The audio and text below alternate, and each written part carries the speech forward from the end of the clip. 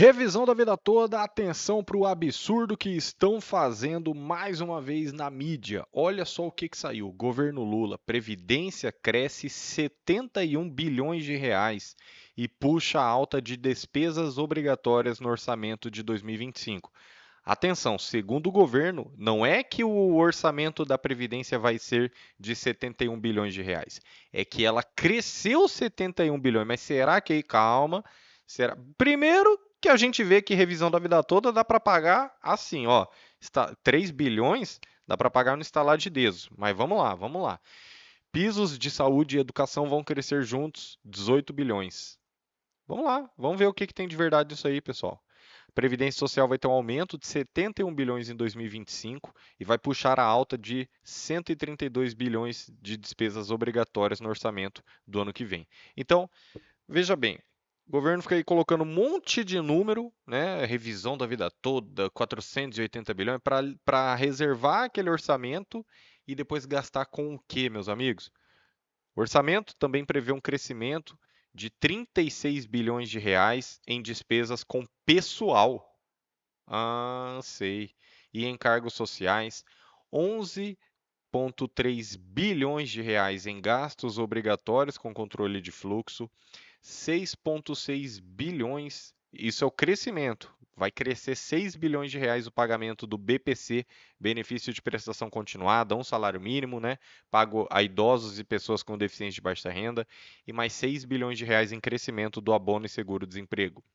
Os pisos de saúde e educação crescem 18,8 bilhões, e a elevação do limite de despesa será de 143 bilhões de reais.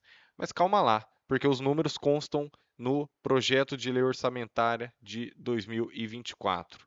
Aí, aquele mesmo que no ano passado constou os 480 bilhões de reais, segundo Rogério Seron, secretário do Tesouro Nacional, meus amigos.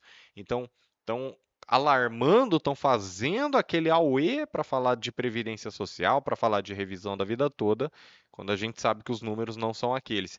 E se na revisão da vida toda de 480 bilhões caiu para menos de 5 bilhões de reais, como é que a gente vai acreditar agora nesses números aqui? Né? Então fica difícil. Eles falam que estão trabalhando para reduzir o risco fiscal, aumentar a credibilidade da política fiscal, mas aí fica difícil. Porque eles falam que o principal são os gastos da previdência social. Sei. Aqui a gente já tem uma outra questão. O rombo fiscal em 12 meses atinge 272 bilhões de reais. Então, por que que o governo não prefere arrumar as contas em vez de ficar colocando a culpa na previdência social? É, meus amigos, aí ficou difícil, sabe por quê? Ó, vem comigo que você vai ver. Eu não estou falando de Lula ou Bolsonaro, não vou ficar falando de direita e esquerda, mas perceba bem que os gastos agora estão piores do que na pandemia. E na pandemia a gente sabe, teve que liberar dinheiro para todo mundo, todo mundo ficou fechado, sem trabalhar. Tudo bem, teve gastos, teve. Compra de vacina e não sei o que, não sei o que, tá bom, teve gastos. Mas e agora? Qual que é a emergência que a gente está vivendo para estar nesse rombo todo? Então, contas públicas têm déficit primário, né? Então teve sim um déficit grande aqui em dezembro de 2020, tá? Que melhorou até dezembro de 2022 com o calote dos precatórios, depois foi caindo de novo até cair agora no resultado nominal. Ó, em 12 meses o déficit nominal alcançou 1,1 trilhão de reais. Trilhão. O déficit está devendo mais de 1 trilhão de reais, valor maior que o saldo negativo de 1,062 trilhão de reais acumulado até maio. E na pandemia, né, o déficit nominal também superou 1 trilhão de reais. Então o déficit nominal bate recorde no governo Lula aqui, e a gente tem na pandemia, estava aqui e agora está pior do que a pandemia, está devendo mais do que na pandemia. Aí fica difícil, meus amigos. Aí fica difícil. Na pandemia a gente tinha uma emergência sanitária. Tudo bem, a gente já entendeu. Mas qual que é a emergência agora? A não ser o descontrole fiscal desse governo, pessoal. Então, não estou falando de direita e esquerda, não estou falando Lula ou Bolsonaro, eu estou falando que dá para pagar a revisão da vida toda e ponto final. Esse é o meu argumento. A minha bandeira é o direito dos trabalhadores e o direito dos aposentados, meus amigos. E você falar que não dá para pagar os aposentados, está devendo mais de R$ 1 trilhão. E olha aqui, o ministro Carlos Lupe, ministro da Previdência, ele criticou a reforma da Previdência, ele negou o déficit quando ele tomou posse como ministro da Previdência. Ele disse que a Previdência não é deficitária e que vai chamar os sindicatos, né? E ele também queria já derrubar, fazer uma anti-reforma da Previdência, que é formar uma comissão quadripartite com os sindicatos dos trabalhadores, sindicatos patronais, dos aposentados, com o governo para discutir com profundidade o que foi essa antirreforma da Previdência. Ele diz que o governo quer que toda arrecadação que seja constitucionalmente destinada ao sistema previdenciário entre no balanço do INSS. Ele vai provar que a Previdência não é deficitária. Olha o que ele falou: a Previdência não é deficitária. Vou provar isso a cada dia que eu estiver nesse ministério. Vou provar com números, com dados, com informações. Eu já pedi isso ontem. Nós vamos fazer um portal de transparência. Nós vamos todos mostrar publicamente quantos são os aposentados, pensionistas, beneficiários de pensão, BPC que estão doentes. Haverá um portal da transparência para a Previdência. Será que saiu esse portal, pessoal? Quando a gente procura aqui no Google, tem o portal da transparência, claro, né? E aí o portal da transparência previdenciária. Ele quer ter um painel com informações mês a mês para a população me cobrar, porque quando me cobram, me sinto motivado. E a transparência previdenciária está mostrando aqui, né, o auxílio por incapacidade, a análise administrativa, mais de 1 milhão de pedidos analisados, evolução do estoque do auxílio, está caindo realmente, mas ainda tem muito pedido parado, né, pessoal? Essa é a grande realidade. Requeridos em junho, tempo médio de concessão, está caindo aí para 36, 39 dias. Isso aí está melhorando, só que não é só concessão, né? Estão negando muitos pedidos, estão cortando muitos pedidos. Eu acho que isso que é o perigo também. E as exigências ao segurado da análise administrativa também estão diminuindo, mas o problema é igual eu falei. Não adianta você diminuir essa exigência. O que é exigência, né? Quando você faz um pedido diretamente no INSS e o INSS acha que não tem documentos suficientes, ele abre uma exigência ao segurado.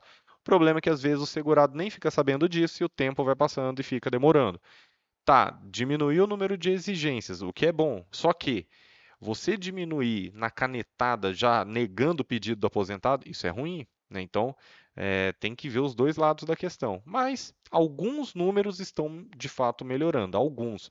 Só que aí que tá. Ele coloca um monte de benefício aqui, né? E tá negando tudo. Ó, principais motivos de indeferimento, principais motivos para negar o seu pedido, né? Auxílio doença, incapacidade para o trabalho. Vamos aqui para aposentadorias. Por que que são negados os pedidos das aposentadorias? Por não possuir tempo ou idade suficientes para concessão do benefício depois da reforma da Previdência. Mas aí que tá. Quando você joga seus dados no simulador do INSS, aparece tudo errado. Então, será que são os trabalhadores que não têm tempo suficiente para se aposentar? Ou será que é o INSS que está fazendo os cálculos tudo errado?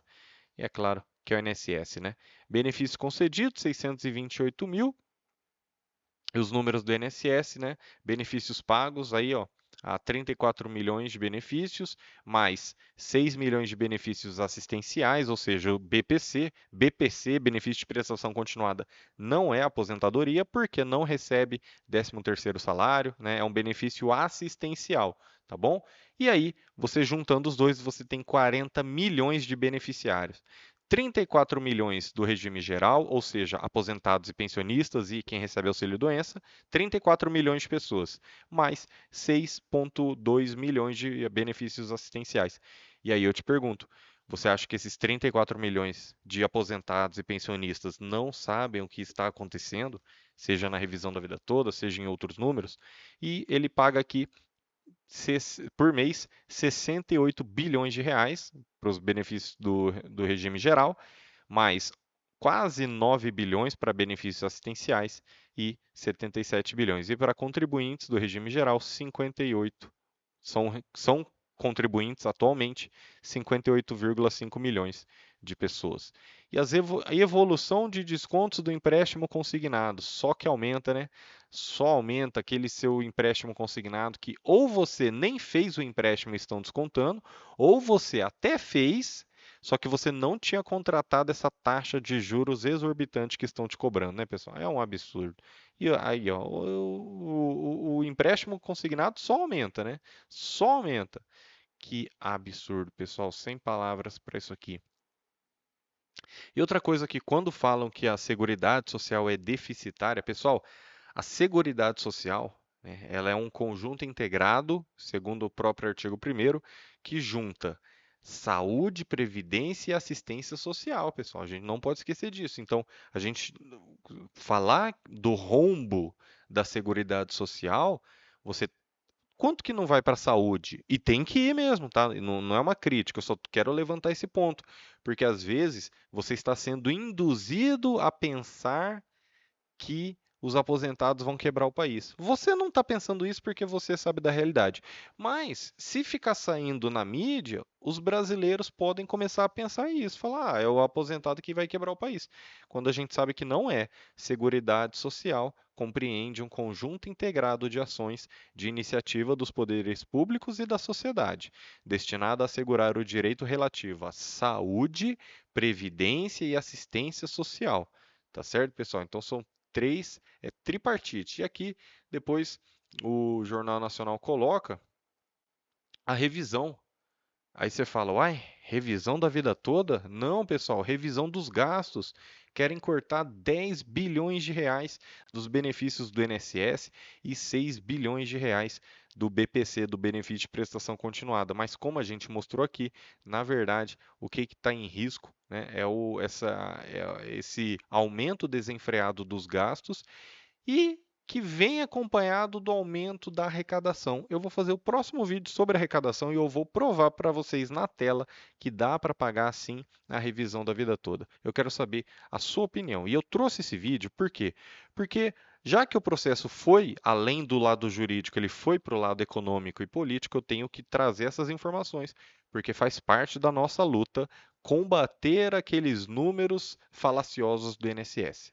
Então compartilhe esse vídeo, já se inscreva nesse canal. Que Deus te abençoe e até a próxima.